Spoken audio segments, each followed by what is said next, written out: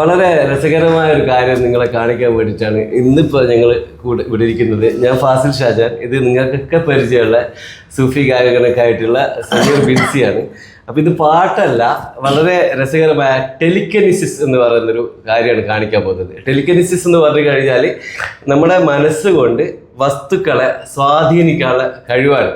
അതിനെക്കുറിച്ച് ഒന്ന് പറയാമോ? എന്താണ്? അത്രയേ ഉള്ളൂ. ആ ഒരു വിദ്യക്ക് ടെലിക്കനിസിസ് എന്നാണ് പറയാം. ഒരു വസ്തുവിനെ നമ്മൾ ചലിപ്പിക്കുന്നു, നമ്മൾ നോക്കിക്കൊണ്ട് വിചാരിച്ചുകൊണ്ട് അതിനെ ഇൻഫ്ലുവൻസ് ചെയ്യുന്നതിന്. അപ്പോൾ ആ വിദ്യക്ക് പറയുന്ന ഒരു ഗൂഢവിദ്യയാണ്, അതിന് പറയുന്ന പേരാണ് ടെലിക്കനിസിസ്. അപ്പോൾ ഇതിൽ തന്നെ ഈ കമ്പി കണ്ണുകൊണ്ട് നോക്കിയിട്ട് കമ്പി വളക്കുന്നത് അങ്ങനത്തെ, അത് യൂറി ഗെല്ലർ എഫക്റ്റ്, അത് അദ്ദേഹത്തിൽ നിന്നാണ് അത് വന്നത്. യൂറി ഗെല്ലർ എഫക്റ്റ് ഈ പിന്നെ കമ്പിയെ വളയ്ക്കുക പോലുള്ള, ഇത് മൂവ് ചെയ്യാണ് ചെയ്യുന്നത്. അപ്പം ഞാൻ ചെയ്യുന്നത് ഈ താക്കോൽ കൊണ്ടാണ്. അപ്പോൾ ഈ താക്കോലിൻ്റെ മേലെ എന്തെങ്കിലും ഉടായ്പകൾ ഉണ്ടോയെന്നോ, അല്ലെങ്കിൽ നമുക്കിത് ചലിപ്പിക്കുന്നതായിട്ട് ഇതിൻ്റെ മേലെ വല്ല എക്സ്ട്രാ ഫിറ്റിങ്സ് ഉണ്ടോയെന്നോ, മാഗ്നറ്റിക് ആണോന്നോ ഒക്കെ നോക്കാം.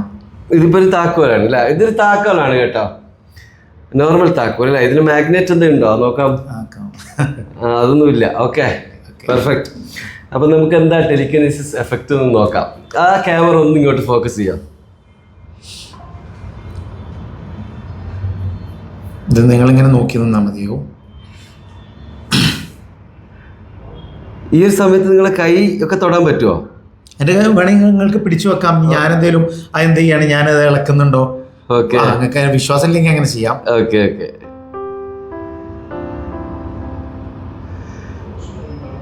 ഈ താക്കോൽ ഇപ്പൊ മൂവ് ചെയ്യുന്നാണ് പറയുന്നത്. നമുക്ക് നോക്കാം.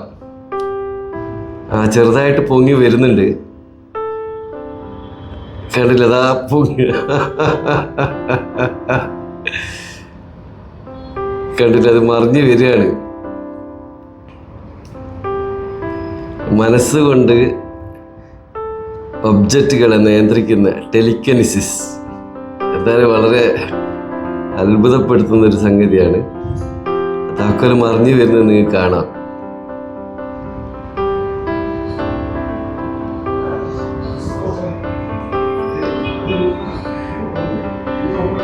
ഏകദേശം 180 ഡിഗ്രിയിലെത്തി.